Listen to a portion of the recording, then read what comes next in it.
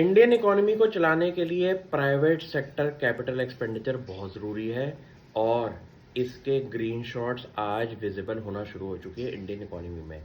Quarter one के बाद corporate loan book जितने भी बैंक्स हैं उनकी 21% से ग्रो हुई है।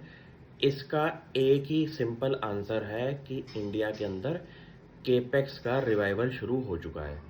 इसका एक और सिग्निफिकेंट आंसर है सिग्नल के अंदर, वो है कैपेसिटी यूटिलाइजेशन पूरे के पूरे इंडस्ट्रीज के अंदर इस टाइम 78% पे है। पिछले 11 साल के इस टाइम हाई पे इस टाइम कैपेसिटी यूटिलाइजेशन है।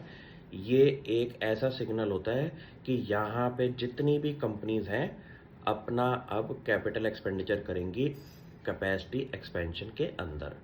आपको ये पता होना चाहिए कि इंडियन इकोनॉमी को चलाने के लिए इंडस्ट्रीज चलती हैं और उनका इंडस्ट्रीज की लोन बुक ज़रूरत पड़ जाती है जब कैपिटल एक्सपेंडिचर चले।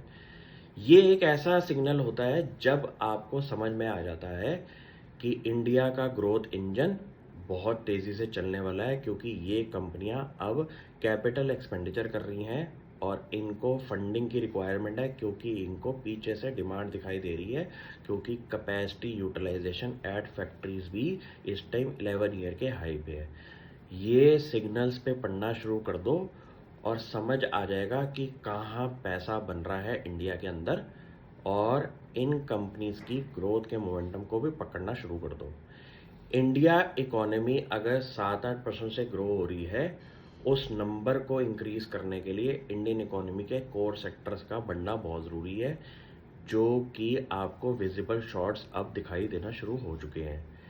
ये नंबर ठंडा नहीं होगा और आगे जाके कंपनियों के प्रॉफिटेबिलिटी भी ग्रोथ दिखाई देगी, क्योंकि एग्जिस्टिंग कैपिटल पे नया कैपिटल अगर ऐड हो रहा है और उस पे कैपिटल एक्सपेंडिचर करके फैक्ट्रियां और ऐड हो रही हैं, तो रेवेन्यू विजिबिलिटी, प्रॉफिटेबिलिटी विजिबिलिटी भी फ्यूचर में दिखाई देगी।